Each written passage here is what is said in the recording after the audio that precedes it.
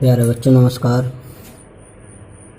आज हम पढ़ेंगे प्रश्नावली 1.2 का तीसरा सवाल।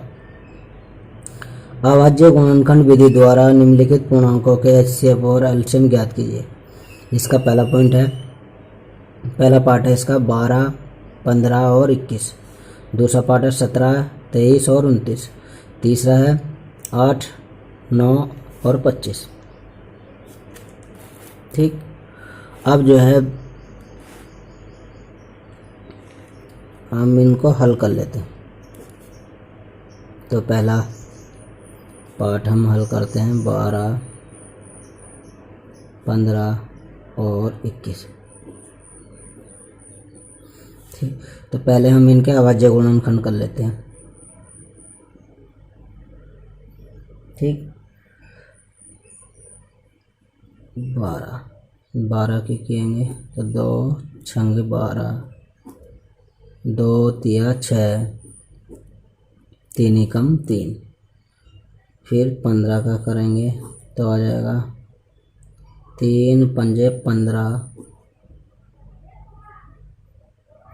और 5 एकम 5। फिर हम 21 के करेंगे तो ये आ गया 3 सत्ते 21 और 7 एकम 7।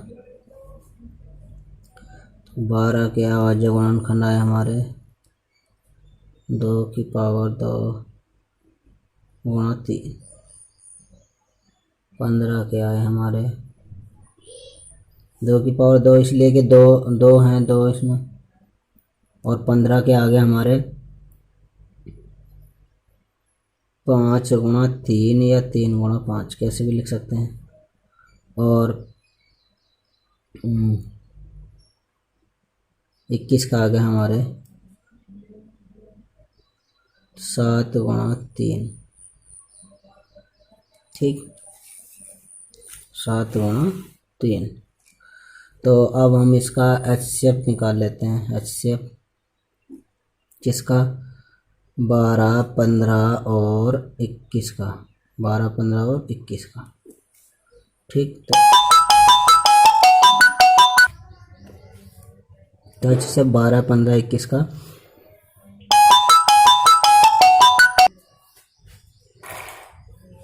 अभाज्य गुणनखंडों की अभाज्य गुणनखंडों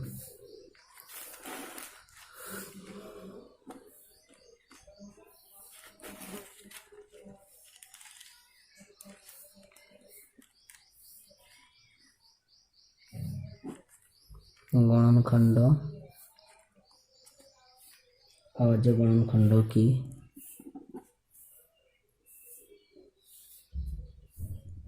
वनिष्ठ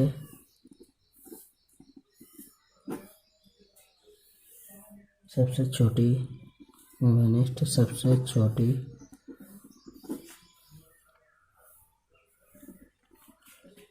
घातों का गुणनफल। ठीक है, तो एचसीएफ क्या होता है हमारा? जो एचसीएफ है हम इसका एचसीएफ निकाल रहे हैं 12, 15, 21 का। जब हम एचसीएफ निकाल रहे हैं तो ये होता है सब जो अभाज्य गुणनखंड है उसकी वनिष्ठ जो है कॉमन। वनिष्ठ मतलब कॉमन, सबसे छोटी घातों का गुणनफल। तो वनिष्ठ सबसे छोटी घातों का गुणनफल। अब इसमें वनिष्ठ कौन है? ये तीनों में है। ठीक, 12 का भी अभाज्य गुणनखंडों में भी 3 है, इसमें भी 15 में भी और 21 में भी 3 है। तो ये 3 वनिष्ठ है, तो इसका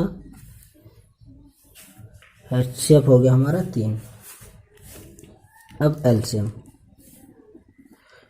क्या है?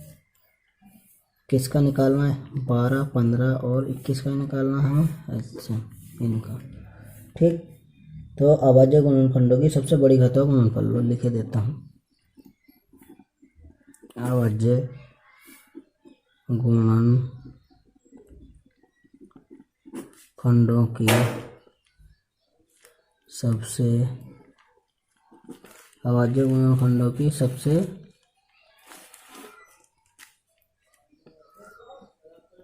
बड़ी घातों का गुणनफल, सबसे बड़ी घातों का गुणनफल। तो 2 की पावर 2 ये आएगा फिर हमारा 2 की पावर 2 और 3 गुणा 5 और गुणा 7। ठीक, 12 में जो है 2 की पावर 2 भी लिया और 3 ले लिया, जो 3 में कॉमन है। फिर 15 में 5 भी है और फिर 7। ठीक, तो इसमें आ गया ये 2 की पावर 2 4 और ये 3 और ये 5 गुणा 7। तो ये आ गया हमारा 4 थे 12 पंजे 60 और 7 42। कहने का मतलब है 420 500।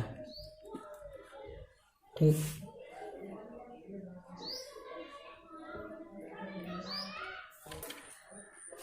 अब इसका दूसरा पॉइंट करते हैं। दूसरा पॉइंट है इसका 17 23 और 29। तो ये तीनों ही जो हैं अभाज्य संख्याएं हैं। ये जो हमें दिखाई दे रही 17 23 29, ये तीनों जो हैं अभाज्य संख्याएं हैं। तो इनके अभाज्य गुणनखंड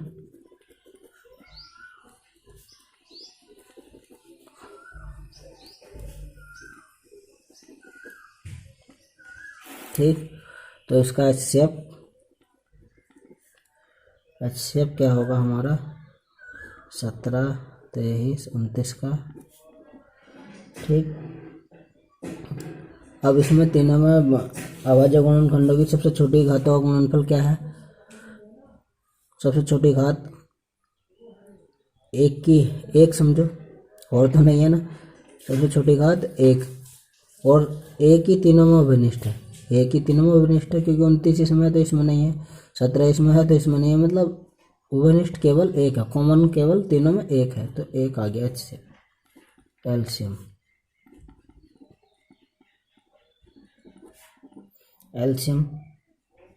अभाज्य गुणनखंडों की सबसे बड़ी घातों का गुणनफल होता है। तो क्या आ गया 17। कॉमन एक है तो एक भी ले सकते हैं, कोई नहीं। वो तो एक तो मैं आपको लिख देता हूँ। ठीक, और 23 और 29।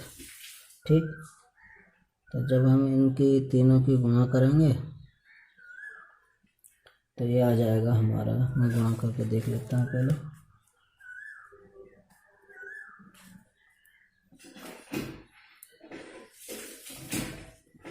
ग्यारह 339। तीनों की जब हम गुणा करेंगे 11 339 आ जाएगा हमारा। अब हम तीसरा पॉइंट कर लेते हैं इसका। तीसरा पॉइंट हमारा 8 9 और 25। 9 और 25। ठीक, पहले हम इनके अभाज्य गुणनखंड कर लेते हैं। 2 चौक 8, 2 दूनी 4 और 2 एकम 2। ठीक, 3 तिया 9, 3 एकम 3, 5 पंजे 25 और 5 एकम 5। ठीक, तो अभाज्य गुणनखंड 8 के 2 गुणा 2 गुणा 2 और इसका फिर आ गया हमारा 9 के 3 गुणा 3 और 25 के आगे हमारे 25 के आगे हैं 5 गुणा 5। तो ये आ गया 2 की घात 3 और ये आ गया हमारा। ठीक, और इसमें देखो कुछ भी कॉमन नज़र नहीं आ रहा तो हम एक भी ले सकते हैं तीनों। ठीक, एक तो सभी का गुणनखंड हो सकता है। ठीक है, तो ये हो गया हमारा एक, और ये 3 की पावर 2 गुणा 1, 5 की पावर 2 गुणा 1, ऐसे भी लिख सकते हैं। तो HCF क्या आ गया हमारा, HCF क्या आया हमारा, HCF जो आया हमारा अभाज्य गुणनखंडों की सबसे छोटी घातों का गुणनफल होता है। तो HCF आ गया हमारा 1 और एलसीएम 8 9 25 और एलसीएम आ गया हमारा 2 की पावर 3 गुणा 3 की पावर 2 गुणा 25 तो आ जाएगा हमारा गुणा करने पर 3 2 दूनी 4 दूनी 8 यानी कि 8 तो ये आ गया 3 3 9 ये आ गया 25 ये आ गया तो ये आ गया हमारा 1800 आ जाएगा। ठीक, अब इसका हम तीसरा पॉइंट और कर लेते हैं। तीसरा था दूसरा तीसरा पॉइंट ही था ये। ठीक है, तो ये हमारा आंसर हो गया। ठीक है।